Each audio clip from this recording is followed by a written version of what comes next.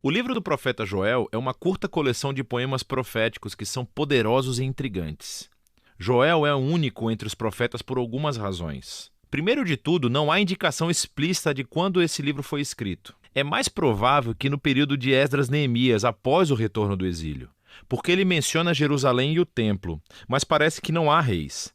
Também é único, já que Joel está claramente familiarizado com muitos outros livros das Escrituras. Ele alude ou cita outros profetas, como Isaías, Amós, Sofonias, Naum, Obadias, Ezequiel, Malaquias e até o livro do Êxodo. E isso está conectado com a última característica única, que Joel nunca acusa Israel de nenhum pecado específico. Assim como muitos outros profetas, ele anuncia que o julgamento de Deus está vindo para confrontar o pecado de Israel, mas ele nunca diz o porquê. Provavelmente porque Joel assume que, tal como ele, você já leu os livros dos profetas e você já sabe tudo sobre a rebelião de Israel. Agora, juntos, esses três recursos nos ajudam a entender esse pequeno livro fascinante. Que Joel é um autor bíblico que foi imerso ele mesmo em escritos bíblicos anteriores. E a sua reflexão sobre eles o ajudou a compreender as tragédias da sua época, mas também lhes deu esperança para o futuro. Vamos nos aprofundar e ver como esse livro é importante. Nos capítulos 1 e 2, Joel se concentra no dia do Senhor. Esse é um tema-chave nos profetas e descreve eventos no passado quando Deus apareceu de uma forma poderosa para salvar seu povo ou confrontar o mal. Pense nas pragas do livro do Êxodo. Mas o profeta viu nesses eventos passados como indicadores de uma época futura em que Deus voltaria a confrontar o mal entre o seu povo, mas também entre as nações, e traria a salvação ao mundo inteiro. E então, aqui, nos capítulos 1 e 2, Joel reuniu dois poemas paralelos que incidem sobre esse tema. Então, o capítulo 1 é sobre o dia do Senhor no passado. Ele começa anunciando um desastre recente, que um enxame de gafanhotos devastou Israel. E a sua descrição do enxame lembra o dia do Senhor contra o Egito. Lembre-se da 8ª praga de Êxodo, no capítulo 10. Exceto que desta vez os gafanhotos estão sendo enviados contra Israel. E assim, Joel pede aos presbíteros e aos sacerdotes que liderem o povo em arrependimento e oração. E Joel realmente se arrepende junto com todos os sacerdotes. O capítulo 2 vem junto e tem o mesmo conceito poético e fluxo de pensamento. Então, Joel anuncia outro dia do Senhor, exceto que desta vez é no futuro e não no passado.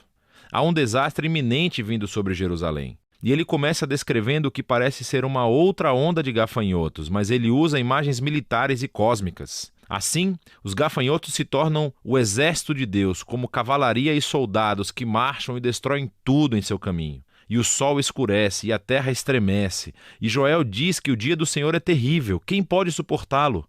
E assim, mais uma vez, Joel pede às pessoas que clamem e se arrependam. E ele diz como devem fazê-lo, entregando seus corações e não as suas roupas e retornando ao seu Deus. Em outras palavras, Joel sabe que o arrependimento pode ser apenas um espetáculo para se livrarem do problema. E ele diz que Deus não está interessado nisso. Ele quer uma mudança genuína para que seu povo pare com seu egoísmo e maldade. E então, Joel diz por que Israel deve se arrepender. Porque Deus é gracioso e compassivo. Ele é lento na ira e cheio de amor. Ele cita aqui o livro do Êxodo sobre como Deus perdoou Israel depois que eles fizeram o bezerro de ouro. A partir dessa história, Joel aprendeu que a misericórdia e o amor de Deus são mais poderosos do que a sua ira e julgamento. E assim, ele conduz o sacerdote em atos de arrependimento e oração, pedindo a Deus que poupe o seu povo. Então, logo depois desses dois poemas, a cena muda. E temos uma breve narrativa sobre a resposta de Deus ao arrependimento de Joel e do povo. Então, Deus estava cheio de paixão por sua terra e tinha compaixão do seu povo.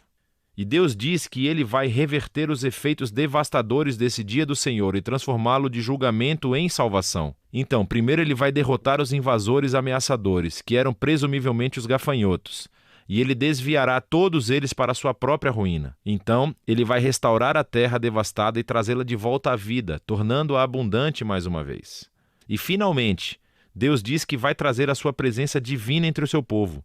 Ela se tornará real e acessível a todos. Agora, até esse ponto, os poemas contam uma história poderosa sobre Joel liderando Israel para ver como o pecado deles levou ao desastre e ao julgamento divino, e que, com o Deus da misericórdia, sempre há esperança. Mas Joel vê em todos esses eventos passados uma imagem do futuro dia do Senhor.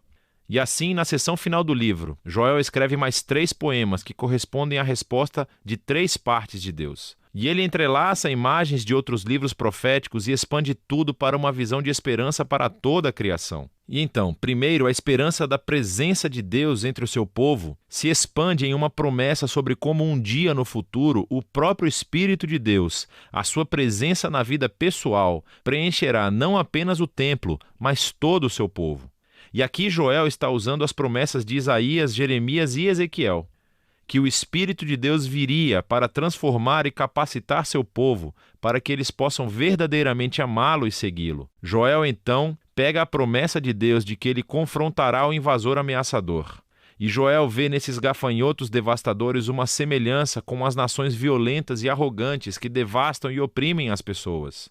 E assim ele se baseia nas promessas de Isaías, Sofonias e Ezequiel sobre o futuro dia do Senhor, quando Deus confrontará o mal entre todas as nações e voltará a sua violência contra si mesmos, trazendo justiça para corrigir todos os seus erros. E, finalmente, Joel pega as imagens da restauração da terra e vê aqui uma esperança para a renovação de toda a criação. Assim, ele se baseia nas promessas de Isaías, Ezequiel e Zacarias, de que o dia final de justiça de Deus será seguido por uma restauração do mundo inteiro, um novo Éden, onde a presença de Deus em Jerusalém fluirá como um rio e trará uma renovação cósmica. E assim, o poema de Joel termina com o perdão e a misericórdia de Deus, criando uma nova criação. E assim, esse pequeno livro de Joel explora ideias profundas sobre como o pecado e o fracasso humanos causam destruições tão devastadoras em nosso mundo, sobre como Deus anseia por mostrar misericórdia àqueles que são responsáveis pelos seus pecados e os confessam, e sobre como tudo isso nos leva a esperar que Deus um dia derrote o mal em nosso mundo, mas também dentro de nós, e traga a sua esperança de cura para tornar todas as coisas novas. E é disso que se trata o livro de Joel.